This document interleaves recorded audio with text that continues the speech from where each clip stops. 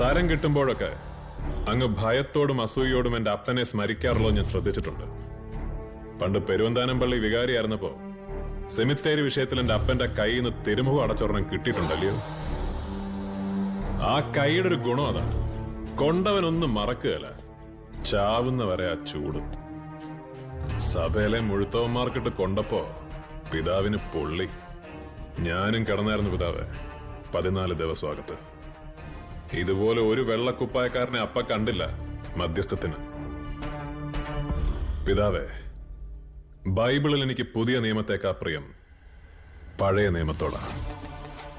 കണ്ണിന് കണ്ണ്, പല്ലിന് പല്ല് എന്നെഴുതിയേക്കുന്ന പഴയ നിയമത്തോട്.